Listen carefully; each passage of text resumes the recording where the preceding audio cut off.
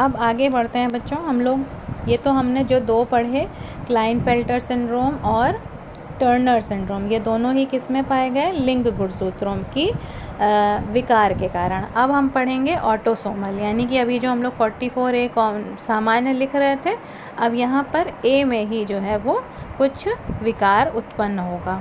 तो जब ऑटोसोम की संख्या जो है उसमें अधिकता होने लगे तो उससे जो रोग उत्पन्न होते हैं उनको हम ऑटोसोमल सिंड्रोम कहते हैं। अब इसके अंतर्गत हम लोग 4 रोग पढ़ेंगे, 4 सिंड्रोम पढ़ेंगे, जिसमें से इम्पॉर्टेंट आपका है ये वाला डाउन्स सिंड्रोम।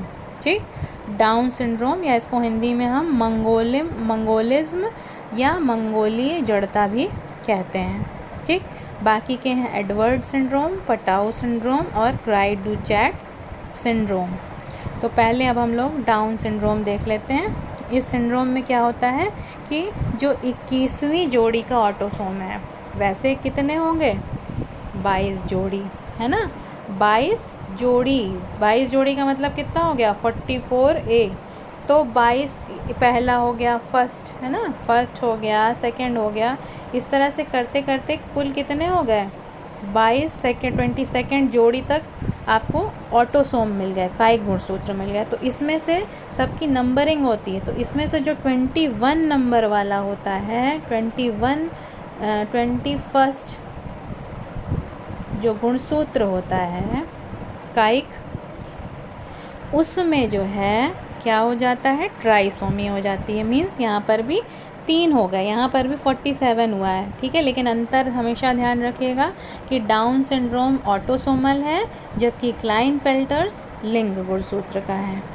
तो इसमें 21वीं जोड़ी का जो गुणसूत्र है उसमें ट्राइसोमी हो जाने के कारण विन्यास कैसा हो जाएगा? देखो बच्चों, अब यहाँ ध्यान रखना, विन्यास अब हम लोग यहाँ 44A नहीं लिख पाएंगे, क्योंकि यहाँ हम लोग इसमें अब विकार पढ़ रहे हैं।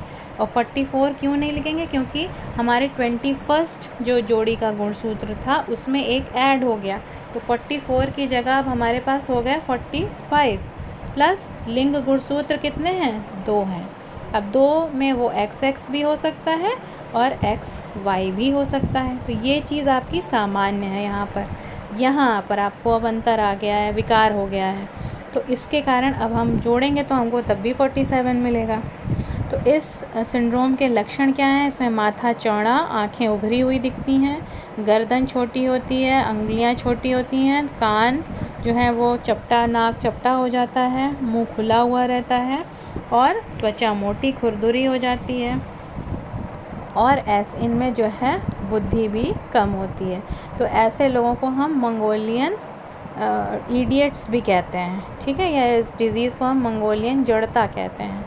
और इससे जो है प्रभावित 80% बच्चों की मृत्यु 5 वर्ष की अवस्था में हो जाती है। फिर नेक्स्ट आता है एडवर्ड सिंड्रोम। ये सिंड्रोम अब कहाँ पर इसमें होगा? इसमें आपको बच्चों यहाँ पर आपको जो चीज़ याद रखने की है वो है कायिक गुणसूत्र का नंबर, है ना? आपने डाउन सिंड्रोम में देखा कि 21वीं जोड़ी के गुणसूत्र में गड़बड़ी आई थी। अब एडवर्ड में क्या होता है? 18वीं जोड़ी का जो कायिक गुणसूत्र है वहाँ पर भी, अच्छा इसमें आप जो भी पढ़ेंगे सब में ट्राइसोमी ही होगी, यानी कुल मिला के आपको हर बार 47 ही आंसर आएगा, 47 गुणसूत्र मिलेंगे। लेकिन वो 47 कहाँ से आ रहा है? ऑटोसोम जो क्रोमोसोम है कायिक गुणसूत्र के अलग अलग नंबर्स पे हैं।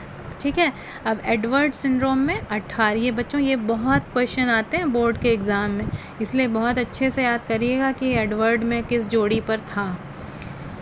तो उसमें यहाँ पर भी ट्राइसोमी हो गया, और ऐसे जो लोग प्रभावित होते हैं वो बहुत ही कम अवस्था में, यानी कि बहुत ही अल्प आयु में उनकी मृत्यु हो जाती।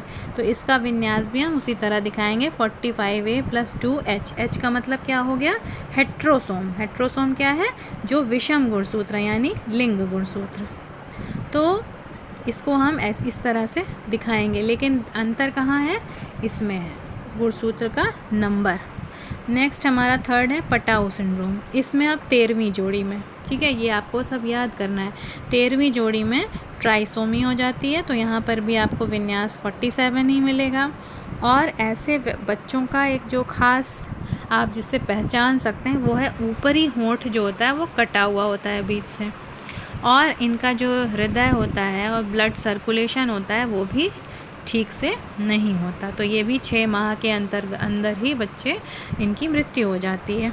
नेक्स्ट हमारा है क्राई डू चैट सिंड्रोम, या इसको हम कैट क्राई कहते हैं। कैट क्राई मतलब बिल्ली की आवाज़ में रोना।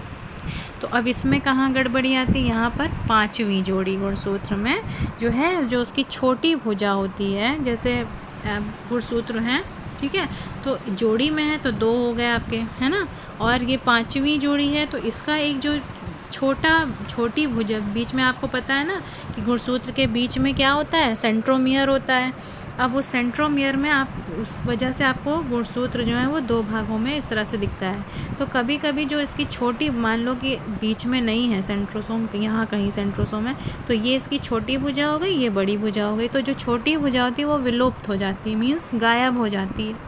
तो उसके कारण ये रोग उत्पन्न होता है। तो इसमें गुणसूत्रों की संख्या तो नहीं बदलती है ना, अभी तक मैंने आपको बताया ना कि संख्या बदल रही थी सब में।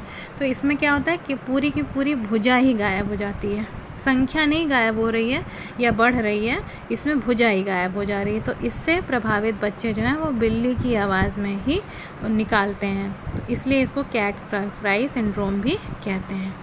अब हमारा भी, आपको देखा था आपने ना कि बार बॉडी एक वर्ड आया था, अब उसको भी हम देख लेते हैं। बार बॉडी भी बहुत ही इम्पॉर्टेंट आपका टॉपिक है। इसको चूँकि वैज्ञानिक बार बर्टन ने 1949 में इसको खोजा था बिल्ली की त्वचा की कोशिकाओं में, तो इसलिए इन्हीं के नाम पर इसका नाम बार बॉडी रख दिया गया है। तो इन्होंने देखा क्या, इन्होंने ये देखा कि केंद्रक कला के पास, केंद्रक कला आप समझ रहे हो ना, केंद्रक जैसे आपने देखा ये कोशिका है, इस कोशिका के अंदर ये केंद्रक है। तो केंद्रक जो है, और केंद्रक के अंदर क्या होता है, केंद्रिका। तो ये केंद्रक के चारों ओर एक दीवार होती है ना, वॉल होती है, जिसको हम क्या कहते हैं, केंद्रक कला।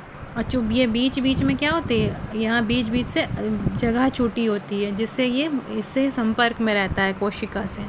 तो ये जो इन्होंने क्या देखा बार बर्टन ने, कि केंद्रक कला के पास में एक बहुत ही घना सा एक पिंड देखा, है ना, जो कि गुणसूत्र की तरह गहरे रंग का कलर ले लेता था, है ना, स्टेन जो होता है, कलर होता है, वो ज़्यादा गहरा ले लेता था। तो ऐसा ही सघन पिंड इन्होंने बाद में जो न्यूरॉन्स हैं, यानी कि तंत्रिका कोशिकाएं हैं, उसमें, और WBC यानी वाइट ब्लड कॉर्पसल, श्वेत रुधिर कणिकाओं में भी देखा। तो बाद में पता चला कि ये जो पिंड हैं वो एक से अधिक X गुणसूत्र के निष्क्रियकरण से बनता है, जिसे हम बार, और 2 वैज्ञानिक थे, बार और बर्टन, इन्हीं के सम्मान में इसका नाम बार बॉडी कर दिया गया। तो ये बार बॉडी जो है वो केवल, चूँकि X का ही है, दोहरीकरण है, तो उसमें जो है फीमेल की ही कोशिका में पाया जाएगा, और इसकी उपस्थिति और अनुपस्थिति के आधार पर ही लिंग का परीक्षण किया जाता है। अब यहाँ आपको डायग्राम से दिखाया गया हुआ है, ये आपका एक न्यूक्लियस है ना, ये बाहर आपको सेल है, ये बाहर सेल है, ये अंदर आपका केंद्रक है। और इस केंद्रक की देखिए, केंद्रक कला के पास ये चीज़ जो आपको दिख रही है, यही एक्चुअली बार बॉडी है। तो ये बहुत घना सा एक पिंड इनको दिखाई दिया, और ये इन्होंने पाया कि देखो बच्चों, इसको ऐसे समझो कि XX है ना, स्त्री में क्या होता है, डबल X होता है, जबकि पुरुष में X और Y, तो इनका एक है तो वो बैलेंस होता रहता है। लेकिन स्त्रियों में 2X हो जाने के कारण ये होता है कि जब युग्मक जनन होता है तो वहाँ पर आप अगर अपने पुराने वीडियोस देखो, जहाँ मैंने आपको अंड जनन पढ़ाया था, वहाँ पर आप देखना, वहाँ पर भी मैंने आपको बार बॉडी के विषय में पढ़ाया था। वहाँ मैंने बार बॉडी शब्द वहाँ पर आया था, अगर आप अपने पुराने वीडियोस में जाएंगे तो वहाँ आपको वो मिलेगा। तो यही जो है क्या होता है, अब 2X हैं, तो इसमें से एक X का क्या होता है, अंड जनन के समय निष्क्रियकरण होता है। नहीं तो क्या होगा, डबल X होता जाएगा, डबल से 4 होता जाएगा, 4 से 8 होता जाएगा। तो इस तरह से इनकी संख्या लगातार बढ़ते जाएगी। तो उसी को एक को फिर निष्क्रिय करना पड़ता है। तो वो जो निष्क्रिय होकर किनारे रह जाता है वही असल में बार बॉडी होता है। ठीक है। फिर हम लोग एक और टर्म देखते हैं, यहाँ पर हमारा ये चैप्टर फिनिश हो जाएगा। टर्म है एपिस्टैसिस, या इसको हम कहते हैं प्रबलता। जब क्या होता है कि अलग अलग लोकाई का मतलब होता है अलग अलग स्थान पर, जैसे कि एक ये गुणसूत्र है, तो इस गुणसूत्र पर इस स्थान पर कौन सा जीन है, इस स्थान पर, तो इन सब अलग पर्टिकुलर जगहों को या विशिष्ट स्थानों को ही हम स्थल या लोकाई कहते हैं, या लोकस कहते हैं। तो इन पर जो जीन्स उपस्थित होती हैं वो युग्म विकल्पी ना हो, तो ये एक लक्षण को इस प्रकार से प्रभावित करते हैं, है ना। तो एक जीन दूसरे जीन को छिपा लेता है, यानी क्या होता है, कभी कभी क्या होता है, जो पास में दो जीन्स हो गई तो उसमें से एक जीन जो है वो दूसरे जीन के ऊपर पूरा प्रभाव जमा लेता है, यानी ये तो प्रकट हो गया पर ये प्रकट नहीं हो पाता।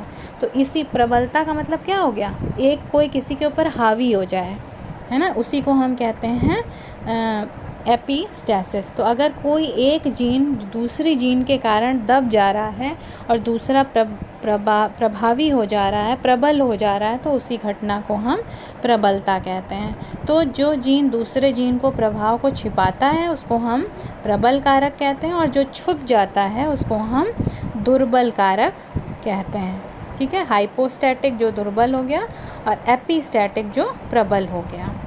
ठीक है, तो बच्चों ये चैप्टर आज आपका यहीं पर ख़त्म होता है, और अब इसके पूरे वीडियोस आप एक साथ देखकर इस चैप्टर को पूरा समझिए। जहाँ पर आपको नहीं समझ में आता वहाँ पर आप पूछ सकते हैं।